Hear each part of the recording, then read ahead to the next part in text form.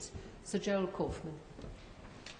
Madam Deputy Speaker, I was brought up as an orthodox Jew and a Zionist.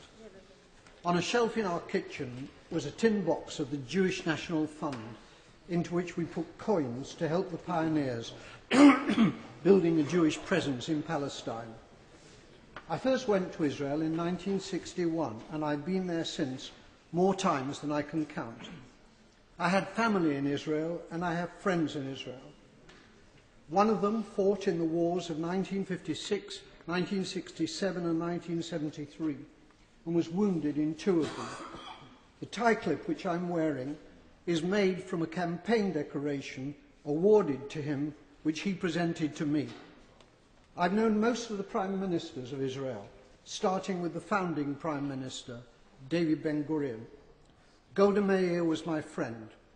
So was Yigal Allon, the deputy prime minister, who as a general won the Negev for Israel in the 1948 War of Independence. My parents came to Britain as refugees from Poland. Most of their families were subsequently murdered by the Nazis in the Holocaust.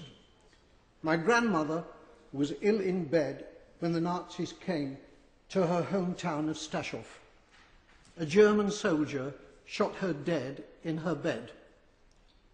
Madam Deputy Speaker, my grandmother did not die to provide cover for Israeli soldiers murdering Palestinian grandmothers in Gaza.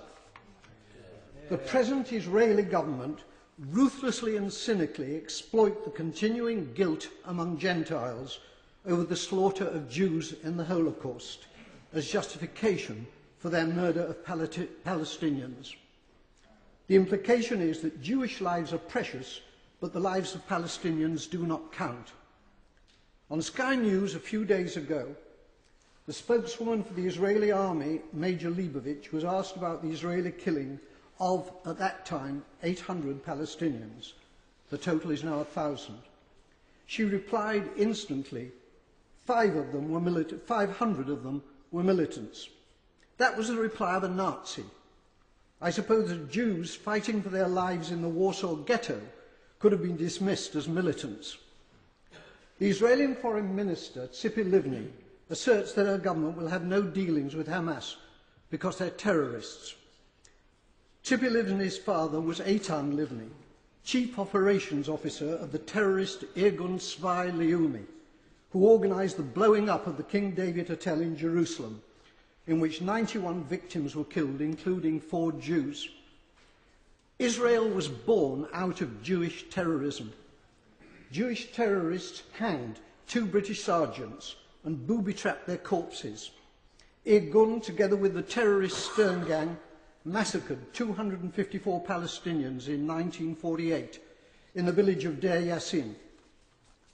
Today, the present Israeli government indicate that they will be willing, in circumstances acceptable to them, to negotiate with the Palestinian President, Abbas, of Fatah. It's too late for that, Madam Deputy Speaker. They could have negotiated with Fatah's previous leader, Yasser Arafat, who was a friend of mine. Instead, they besieged him in a bunker in Ramallah, where I visited him. It's because of the failings of Fatah since Arafat's death that Hamas won the election, the Palestinian election in 2006. Hamas is a deeply nasty organisation, but it was democratically elected, and it is the only game in town. The boycotting of Hamas, including by our own government, has been a culpable error from which dreadful consequences have followed. The great Israeli Foreign Minister Abba Eban, with whom I campaigned for peace on many platforms, said, "You make peace by talking to your enemies." However many Palestinians the Israelis murder in Gaza, they cannot solve this existential problem by military means. Whenever and however the fighting ends, there will still be 1.5 million Palestinians in Gaza and 2.5 million more Palestinians in the West Bank, who are treated like dirt by the Israelis, with hundreds of roadblocks and with the ghastly denizens of the illegal Jewish settlements harassing them as well. The time will come, not so long from now, when they will outnumber the Jewish population in Israel. It's time for our government to make clear to the Israeli government that its conduct and policies are unacceptable and to impose a total arms ban on Israel. It is time for peace, but real peace, not the solution by conquest, which is the Israelis' real goal, but which is impossible for them to achieve. They're not simply war criminals, they're fools.